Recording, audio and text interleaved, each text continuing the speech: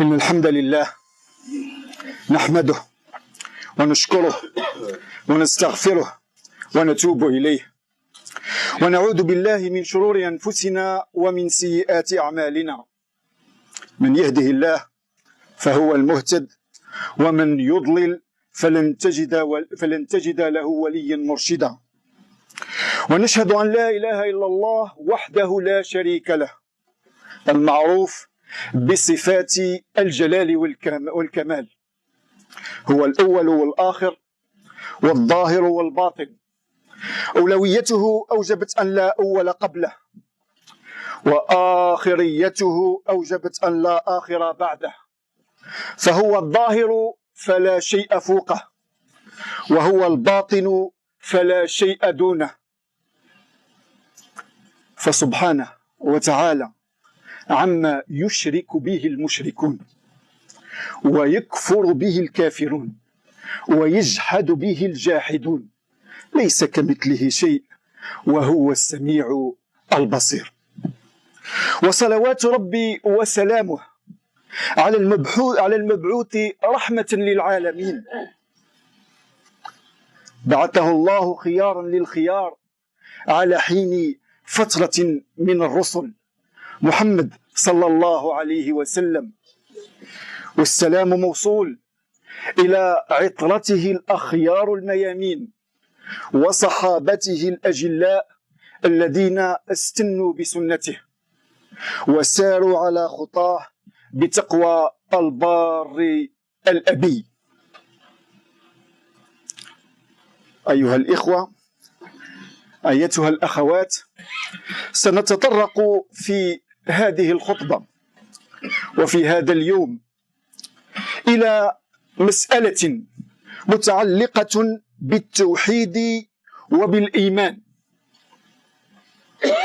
وبمفهومنا لمعرفة الله سبحانه وتعالى التي لا تنطوي مراحله ولا تنتهي وقفاته.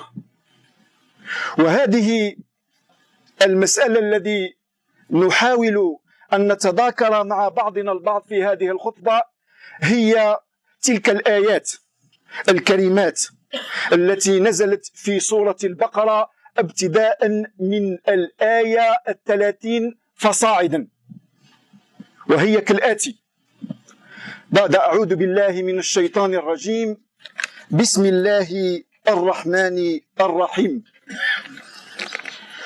وإذ قال ربك للملائكة إني جاعل في الأرض خليفة، قالوا أتجعل فيها من يفسد فيها ويسفك الدماء ونحن نسبح بحمدك ونقدس لك، قال إني أعلم ما لا تعلمون. وعلم آدم الأسماء كلها ثم عرضهم على الملائكة فقال أنبئوني بأسماء هؤلاء إن كنتم صادقين، قالوا سبحانك لا علم لنا إلا ما علمتنا إنك أنت العليم الحكيم.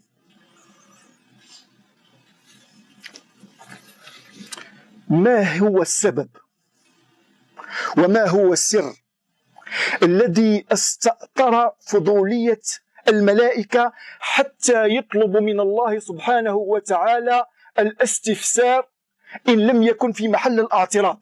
ما هو السبب؟ ما هو السر؟ لماذا حينما خلق الله سبحانه وتعالى الإنسان لم تستأثر فضولية الملائكة، وحينما قال لهم إني جاعل في الأرض خليفة استأثرت حفيظة الملائكة وطلبوا من الله أن يوضح لهم ذلك؟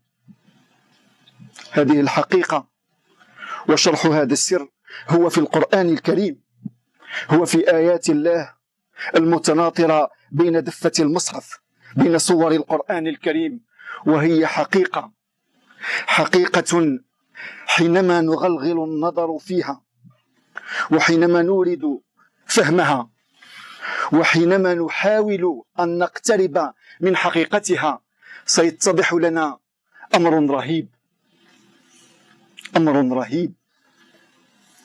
أن الإنسان هذا المخلوق حينما يكون بدون علم، بدون تربية، وبدون إيمان. هذه المكتسبات بدون علم، بدون تربية، بدون إيمان، فإنه مخيف، له نزعة إجرامية ونزعة للفساد ونزعة للهيمنة ونزعة للاستعباد، فهو مفسد، فهو مجرم، فهو ظلام يستعبد حتى أخاه الإنسان. ولذلك جاء في الكتاب الكريم في شرح هذه الأمور: يا أيها الإنسان، حينما يخاطب الله سبحانه وتعالى الإنسان: يا أيها الإنسان ما غرك بربك الكريم الذي خلقك فسواك فعدلك في أي صورة ما شاء ركبك، في صورة الانفطار. ثم في موضع آخر يقول: إن الإنسان لظلوم كفار. ثم في موضع آخر يقول: إن الإنسان لكفور مبين. ثم في موضع آخر يقول: إن الإنسان خلق هلوعا. ثم في سورة التين اكتشفوا سر هذا الأمر بمجمله وببيانه: والتين والزيتون وطور السنين وهذا البلد الأمين لقد خلقنا الإنسان في أحسن تقويم ثم رددناه أسفل سافلين إلا، للحصر، إلا الذين آمنوا وعملوا الصالحات فلهم أجر غير ممنون. هذه هي طبيعة الإنسان، وهذا هو السر الذي استأثر حفيظة الملائكة، وهذا هو السبب الذي جعل الملائكة تطلب من الله سبحانه وتعالى الاستفسار. إلا أن هنالك سر آخر: وعلم آدم الأسماء كلها، كل الأسماء. هنا نقف وقفة حتى نفهم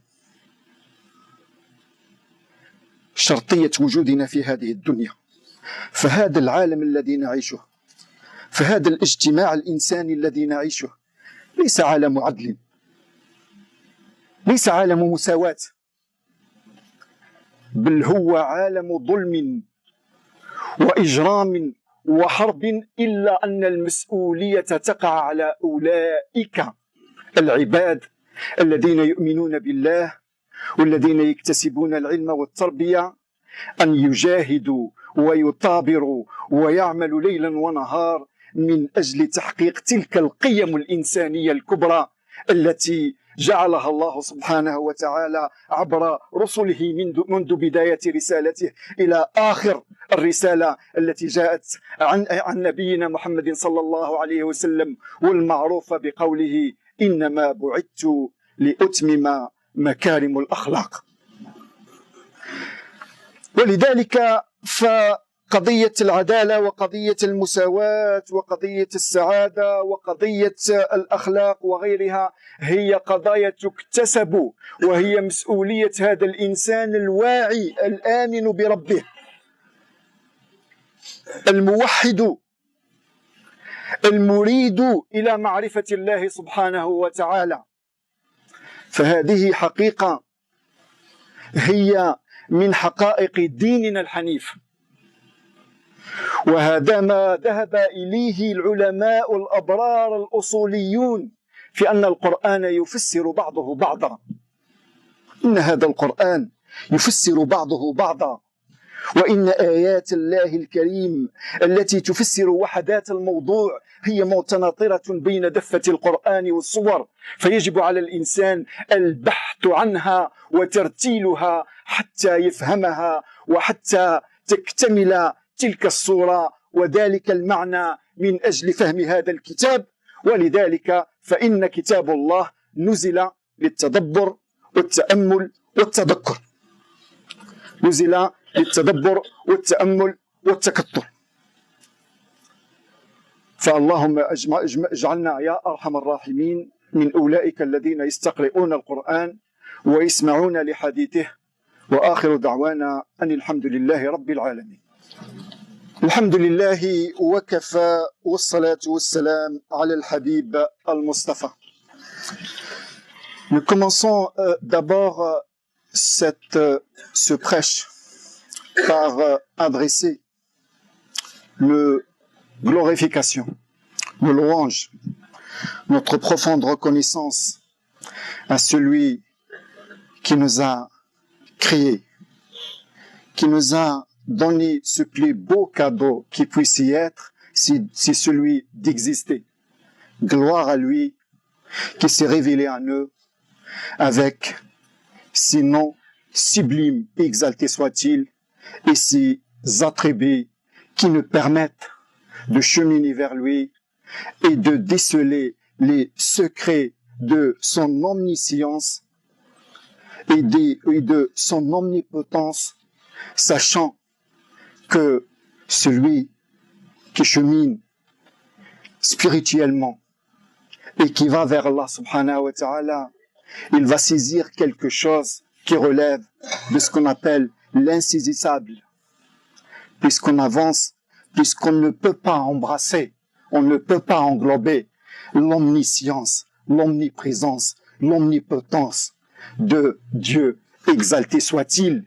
Et en fonction de cette relativité des possibles, il nous est possible justement de l'approcher dans la limite des possibles.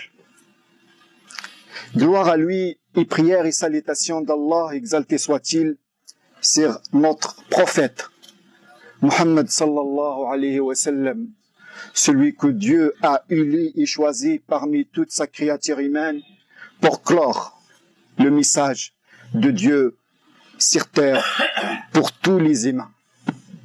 Donc prière et salutation sur notre bien-aimé prophète Muhammad sallallahu alayhi wa sallam. Comme le salutation également s'adresse à sa famille, à ses compagnons qui se sont conformés au modèle prophétique dans l'esprit et dans la forme et le contenu, et qui ont tracé leur chemin fidèlement, avec fidélité, jusqu'à où ils ont rencontré Allah subhanahu wa ta'ala. Donc, les salutations sont adressées à tous ceux-ci et à tous ceux-là, sans exception. Et après avoir commencé par cette reconnaissance, cette humble reconnaissance de soumission volontaire et de reconnaissance à Allah subhanahu wa ta'ala, à notre prophète, nous allons essayer de comprendre et d'aller dans la profondeur des sens de certains versets coraniques afin de pouvoir connaître notre condition humaine et notre dépendance d'Allah exalté soit-il pour pouvoir vivre spirituellement ce message et s'acquitter de notre responsabilité et en même temps témoigner de ce dépôt qui nous a été légué.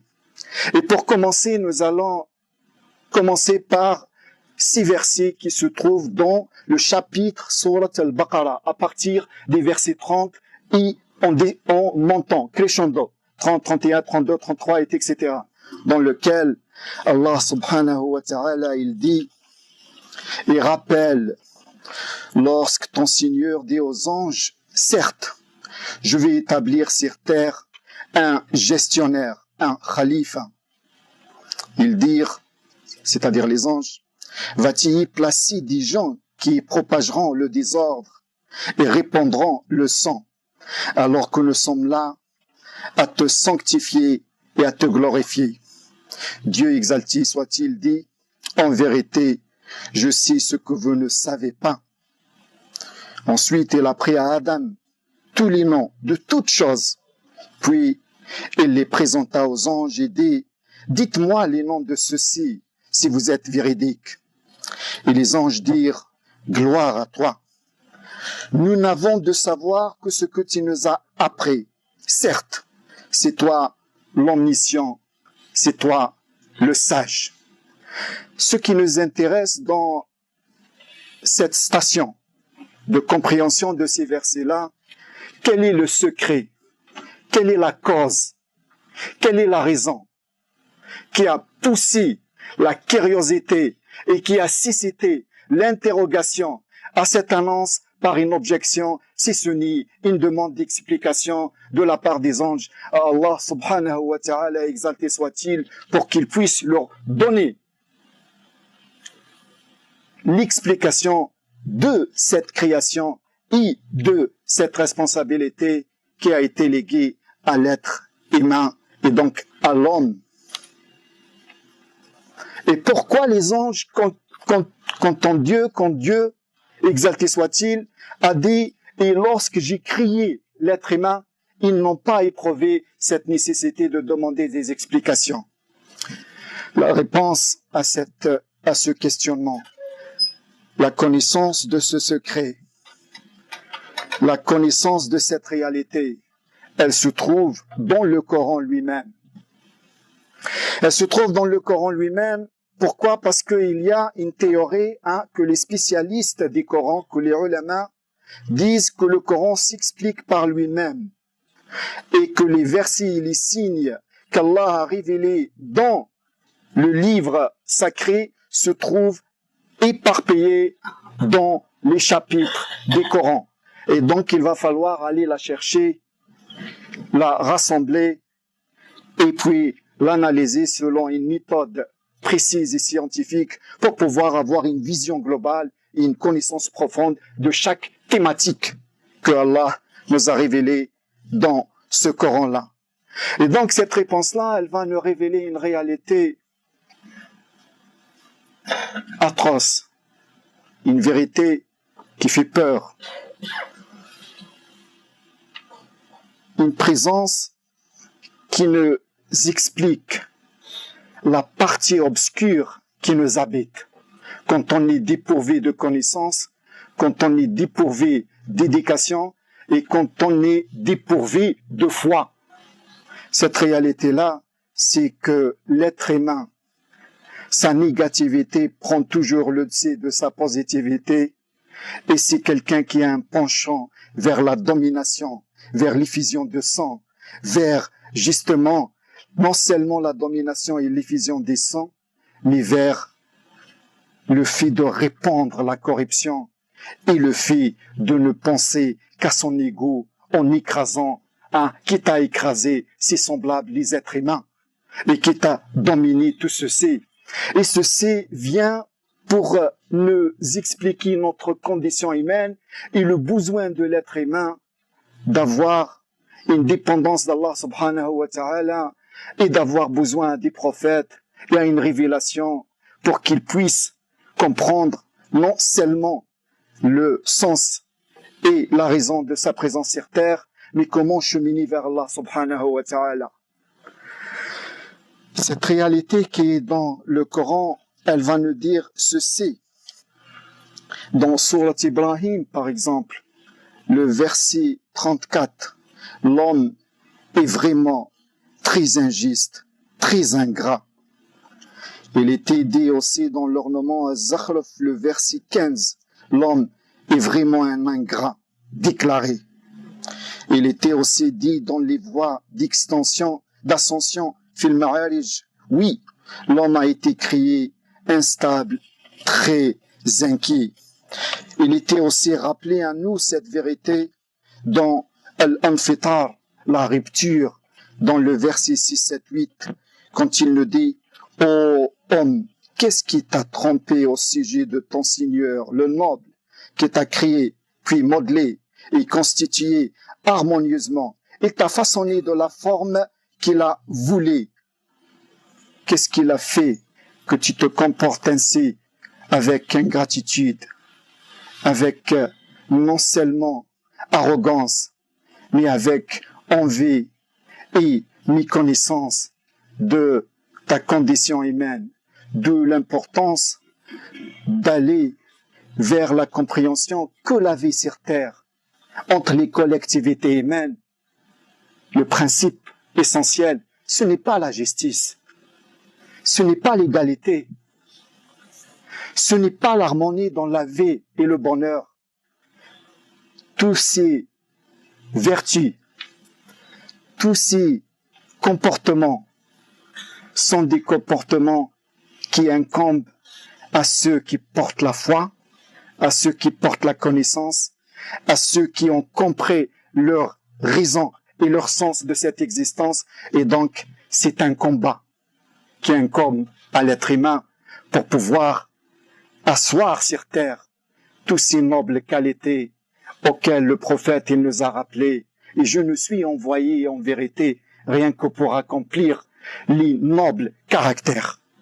Et donc ceux qui pensent que vivant en 2016, ici ou dans n'importe quel coin du monde, que l'égalité est acquise comme ça, que la justice est acquise comme ça, eh ben ils devront encore revenir au Coran, aux paroles d'Allah, les méditer, les lire, l'analyser et comprendre pourquoi l'être humain, quand il a accepté ce dépôt-là, il était en réalité injuste envers lui-même et en même temps méconnaissant de cette lourdeur tâche qui est juste et justement quand il va cheminer vers Allah subhanahu wa ta'ala et se renforcer avec la foi, avec la certitude, avec la connaissance, il peut se libérer de toutes les autres divinités pour pouvoir n'adorer que Allah subhanahu wa ta'ala et pouvoir saisir justement le sens de cette divinité. C'est ça la réalité humaine. C'est pour cela que nous avons besoin des prophètes. C'est pour cela que nous avions besoin des révélations. Et c'est pour cela que le témoignage et le dépôt et le cheminement spirituel ne peut être acquis qu'avec l'effort, la connaissance et surtout le fait de se remettre à Allah subhanahu wa ta'ala entièrement en lui faisant confiance et en sachant que, en fin de compte, ses noms et ses attributs, ce sont ceux qui nous englobent, qui nous enveloppent, qui nous protègent et qui nous incitent à l'adorer et à l'approcher avec une conscience vive, justement, de sa proximité. Allahumma ya arhamar rahimina ya rabbil alamin.